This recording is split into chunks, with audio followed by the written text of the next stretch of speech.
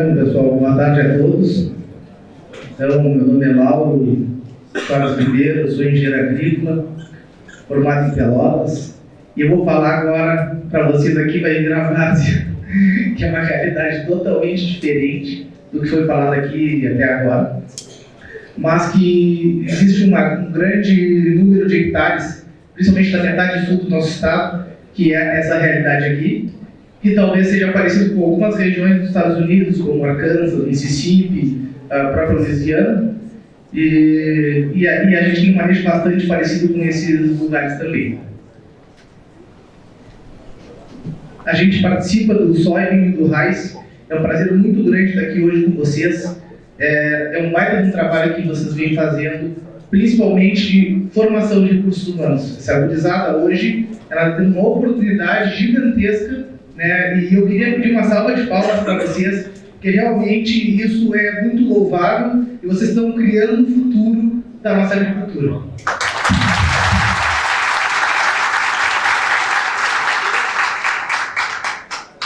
Bom, pessoal, então a agropecuária Grão-Pix, eu quero contextualizar para vocês. Nós produzimos grãos e sementes de arroz, soja e milho de uma maneira sustentável, tanto do ponto de vista ambiental, econômico e também social. Hoje eu faço parte da 4ª geração da empresa, então há muitos anos, desde a década de 30, nós somos arrozeiros, tá? Principalmente começamos com arrozeiros e pecuaristas extensivos, e atualmente a gente tem mais de 300 funcionários e toda a nossa propriedade que eu vou apresentar aqui, ela fica em Santa Vitória do Palmar, que fica no extremo sul do Rio Grande do Sul, divisa com o Uruguai. Agora começa. Bueno, a gente tem uma área muito próxima do mar, aqui já é o Uruguai, né? Aqui também é o Uruguai, aqui está o Chuí, né? E a gente está numa área muito baixa, de 2 a 15 metros. Atualmente a gente trabalha com uma área de 35 mil hectares, toda ela de planos solos e solos e muita abundância de água doce. Que isso proporcionou inicialmente a gente começar com o cultivo de arroz, depois posteriormente a gente começou a plantar soja, plantar milho, outros cultivos que precisam de mais oxigênio no solo, né? E também a gente está muito próximo do Porto de Rio Grande, que é um baita benefício. A gente achava que estava longe de tudo e aprendemos que a gente estava na porta do mundo. Então, isso é um ponto bastante representativo. Nós vemos um incremento de áreas. Atualmente a gente planta arroz, soja e milho em torno de 50% da área. Ainda temos potencial para seguir crescendo. E a gente vê um crescimento muito forte da soja, principalmente nos últimos anos, porque ele é um excelente cultura para rotacionar culturas com arroz, que era a nossa principal cultura. Hoje a gente já não tem mais o arroz como nossa principal cultura. A gente entende que o sistema ele precisa entregar mais para nós, e o milho também veio a fazer parte com mais expressão nos últimos 2 anos, e esse ano a gente reduziu um pouco por causa de excesso de chuvas que a gente teve no plantio. A gente acabou deixando de plantar 2 mil hectares e acabamos migrando a área de milho para o arroz, porque senão a gente ia perder muito a área de arroz. Agora começa. Bom, a gente tem um terreno extremamente plano, pessoal, que o grande desafio é tirar a água. Esse é o primeiro grande desafio. Se nós não tirarmos água de dentro da nossa lavoura, a gente não vai ter oxigênio, a gente não vai ter nada que precisa para plantar cultivos de sequeira. Então eu separo aqui em 3 situações, tá? A microdrenagem, que é dentro da lavoura, tirar de dentro para fora, para as estradas. Aqui é uma estrada, aqui é outra, aqui é outra. Então a gente tira para cá, da estrada a gente leva até a macrodrenagem. Essa macrodrenagem, ela vai levar água lá para o rio, lá para a Lagoa Mirim. Então esse é um trabalho de engenharia. Então, de fato, eu sou engenheiro agrícola, a gente está falando de engenharia aqui. E realmente é um desafio bastante grande, mas como a gente começou a trabalhar com soja fazem uns 15 anos, a gente vem adequando esse sistema. E muitos gargalos a gente vem começando a entender. E como que tu projeta drenar 430 milímetros, que choveu em 30 horas, menos de um mês atrás? Não existe projeto, não existe. É simplesmente impossível. E aí, essa é a situação que nós temos. E aí, como disse o Maurício, Como que eu vou colocar culturas de cobertura, como que elas vão sobreviver nesse ambiente? Então, é um desafio bastante grande, né? Mas é a nossa realidade. E uma realidade que a gente tem um potencial grande de produção, estamos trabalhando junto com a equipe Food Cross para entender também os gaps que nós temos, mas realmente é uma situação muito diferente, vou dizer. Né? Então, o que a gente pode fazer, pessoal? Aqui em azul, forte estão os drenos principais. Como que a gente pode fazer com que essa água, ela não simplesmente siga o fluxo natural, mas daqui a pouco a gente pode alocar esse fluxo de acordo com o nosso interesse. E a gente tem uma série de projetos de reaproveitamento de água, ou seja, choveu na propriedade ou saiu no fim da lavoura, a gente bota de volta para o sistema de irrigação num nível mais abaixo, a gente drena o sistema de irrigação. Isso nos ajuda também a drenar uma área separadamente, porque, por escolha nossa, essa área está com soja, essa área está com arroz, eu posso drenar a área de soja e deixar a área de arroz com água. Então a gente consegue fazer isso também. Ou temos algumas áreas que são mais baixas, que possuem até alguns diques de drenagem, porém, se eu contribuir com água de fora para dentro dela, para ser mais baixa, eu alago ela. Então a gente tem que desviar essa água para tirar, ou também dividir o fluxo de drenagem, como foi aquele caso que nós vimos, a gente 430 milímetros, e nós não perdemos nenhuma área, a não ser uma que a gente teve que sacrificar, porque a gente teve que dividir os fluxos e essa realmente não tinha que fazer. Mas de 7.300 hectares a gente perdeu 200 hectares. E realmente a gente escolheu perder esses 200 hectares. Mas o resto da lavoura está intacto, mesmo sendo planta, mesmo tendo toda aquela situação que vocês viram ali. E aqui, pessoal, está um dos exemplos das obras que nós fazemos para fazer retornar essa água. Então ela sai de um dreno lá e volta e vai cair no sistema de irrigação mais baixo. Isso também aconteceu esse ano, que a gente teve que cortar o canal de irrigação para drenar, porque era tanta água, que o canal acabou virando dreno. É realmente bem complexo. E aí esse dimensionamento ele é fundamental. Então a gente tem que dimensionar tudo para não criar desnível, né? Não criar perda de carga e assim a gente perder nossa lavoura. Mas como que a gente pode melhorar a drenagem dentro da lavoura? Cada um tem suas peculiaridades, né? Porém, essa é a situação. Quando chove, o nosso solo fica assim. Ah, tudo bem, não é muita chuva, mas como que fica aquela planta que fica nessa pocinha aqui, ó? Como que fica a questão ecofisiológica dela? Eu, sinceramente, não tenho conhecimento quase que nenhum de ecofisiologia, porque eu sou engenheiro agrícola, mas isso aqui realmente tu enxerga, é nítido ver as plantas que ficam nessas pocinhas, que elas acabam, enfim, parando de crescer, de evoluir, e acabam decaindo.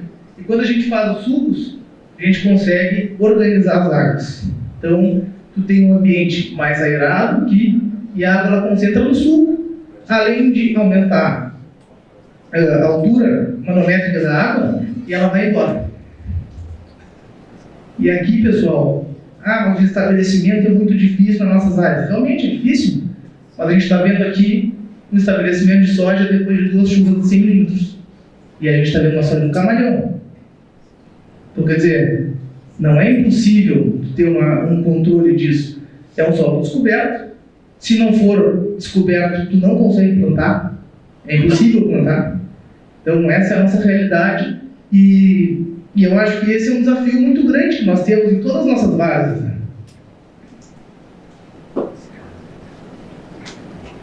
Bom, pessoal, e aí nós temos aqui o trabalho da equipe Food Crops muito legal,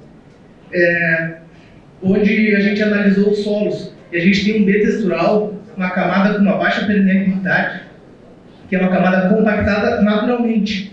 E essa camada, ela geralmente está entre 20 e 30 centímetros, e a gente acaba assim escarificando, porque se nós não escarificarmos, a gente não consegue oxigenar esse solo, né, e fazer o fluxo vertical das águas. Então aquela pocinha, muitas vezes, ela não consegue descer, e ela fica ali parada até matar as plantas. Então não consegue, não tem condições. Então a drenagem é um grande desafio. E aí eu queria falar para o Maurício, que chegou agora, que virou várzea, Maurício. o que tu disse ali, acho que faz muito sentido, mas para Coxilha. Então, não é todo lugar que a gente consegue adaptar. Tem algumas situações que nós conseguimos. Nós conseguimos fazer algumas planos de cobertura, tudo mais. Esse ano, por exemplo, a gente está colhendo, desde o dia 15 de março, colhemos metade da área e estamos fazendo rastro de 30 centímetros no nosso solo. Não tem condições de estabelecer nada, está tudo encharcado. Está chovendo de novo hoje. Marca mais 80 milímetros para amanhã. Como que eu vou estabelecer uma cultura nesse ambiente? Então, realmente é um desafio muito grande.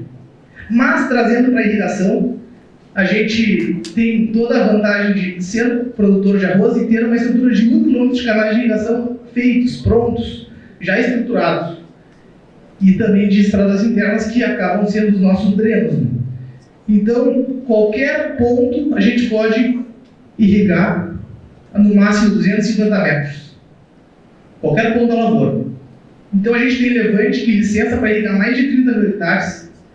E a gente tem todo o reaproveitamento das chuvas que eu comentei. E também, a gente tem, hoje, a gente tem alguns modelos de irrigação que nós já testamos. E seguimos buscando entender melhor e evoluir. Tem alguns aí que o professor já viu, né? Bom, o suco com politubos, então esse é um dos sistemas hoje que a gente tem na nossa área, principalmente na área de milho e um pouco de soja. Esse é um sistema que tem uma precisão média, não tem uma grande precisão. Um politubo consegue irrigar 12 hectares, uma pessoa consegue irrigar uns 200, 300 hectares, é um grande limitante, ele tem que furar manualmente, tem que ter o acompanhamento, entope o furo, tem que ir lá, desentupir, e o custo ele gira em torno de 3 sacos para fazer o sistema do suco e mais os 2 a 3 para o politubo de irrigação.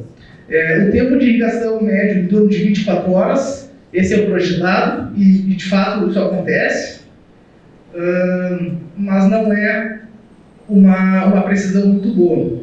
Tem inundação. A inundação é o barbarismo. Essa aí essa aí só se tiver muito desespero para fazer, porque realmente ela tem uma precisão muito baixa, apesar de a gente conseguir fazer em larga escala, porque tem toda a infraestrutura, mas a gente tem um risco muito grande por perder por excesso hídrico, depois não conseguir drenar essa lavoura. Então, isso também conseguimos em algumas áreas irrigar rapidamente. Conseguimos irrigar em algumas áreas rapidamente, não são todas, e para fazer isso tem que ser em áreas muito rápidas, e tu tem que ter algumas taipas ou algumas situações para segurar essas águas. Então esse é o desafio que nós temos, mas tem algumas áreas que a gente consegue fazer, e aí nós temos essa situação. Isso aqui é uma situação já de praticamente desespero. A gente estava em dezembro e não tinha umidade para plantar. Isso deve fazer uns 2, 3 anos. E a gente banhou essa área pré-plantio. Uma área que ainda a gente conseguiu colher, não lembro quanto, mas acho que era em torno de 60 sacos. E as áreas que a gente não plantou aqui, esperou a chuva, a gente colheu 40 sacos. Isso era de janeiro, dezembro, foi uma seca daquelas bárbaras. E aqui é uma situação que a gente também tem, que teve isso aqui, foi o ano retrasado, professor? Foi aquela seca anual. A gente irrigou de uma maneira extremamente manual mesmo, mas ainda conseguimos salvar essa lavoura. As lavouras que estavam do lado colheram menos do que essa.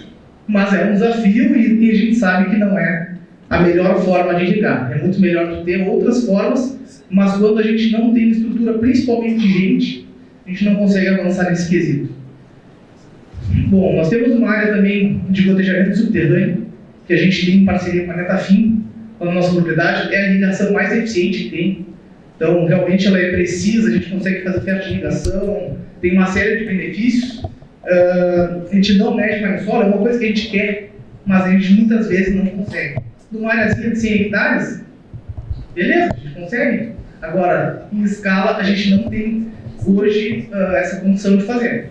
E nem sei se teremos, para ser bem sincero para vocês. E é um investimento muito mais caro.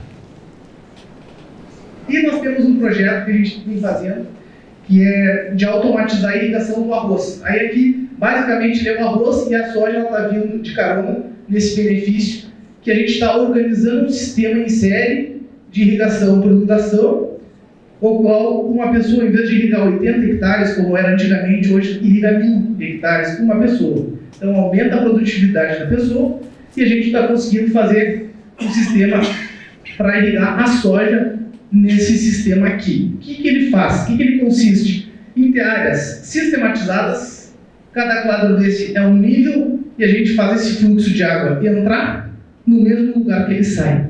Ou seja, a gravidade se encarrega de fazer essa água vir daqui para dentro. Quando a gente abre a comporta, ela vem de dentro para fora e vai embora. Esse sistema a gente consegue aumentar muito a eficiência da drenagem também e a produtividade do aguador, que é um grande desafio e que a gente vem trabalhando. E aqui tem um vídeo que eu mostro para vocês como é que fica, porque a água ela fica só no sul e no meio do camarão está seco. Isso aí a gente fica em torno de 24 horas também e o aguador vai lá e tira essa água de dentro, ela só molha o sul. Como a nossa permeabilidade não é muito alta, vocês viram, eu estava andando dentro da lavoura, já com água dos dois lados, e a gente estava firme ali no solo. Falando um pouquinho também dos pilares da nossa empresa, que já foi falado N vezes aqui nesse nosso evento, que é a questão da pesquisa, do desenvolvimento e da inovação. Isso é fundamental, pessoal. Sem a pesquisa, sem a gente desenvolver e inovar, a gente não consegue evoluir, não consegue ir para frente. E aí, mais uma vez, eu acho que esse é um desafio que a gente tem que ter na universidade, tem que ter nas empresas, tem que ter no agricultor. Todo mundo tem que buscar isso aí. E o principal motivo é para a gente entender como que vai ser, como que a gente pode melhorar o que a gente faz hoje e o que a gente pode fazer que a gente não está fazendo hoje. Então, para você ter uma ideia, nós temos algodão lá, por exemplo, nós temos girassol, nós temos uma série de culturas que a gente nem fala aqui hoje, no nosso estado, mas assim como o milho diziam que não dava em baixa altitude, a gente conseguiu excelentes produtividades em baixa altitude. Então, eu acho que tem muitos paradigmas que a gente precisa testar, entender, para depois conseguir realmente dizer assim, ó, dá ou não dá.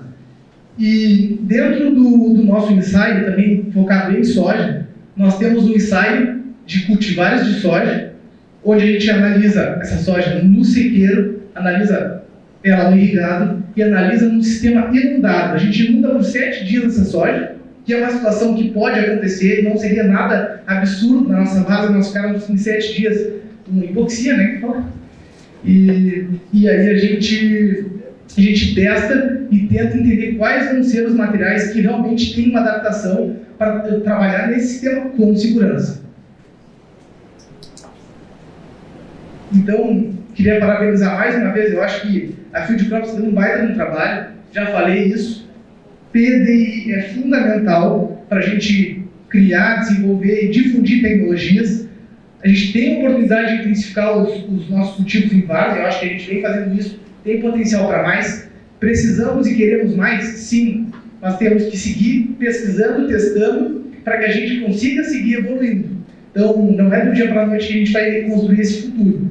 E também, eu acho que a gente tem como discutir várias formas, várias ideias para produzir com uma drenagem mais eficiente, com uma irrigação melhor e com mais sustentabilidade, que eu acho que é um dos principais focos do nosso Soil Moneymaker, do Rice Moneymaker, e eu acho que está muito alinhado com as nossas ideias.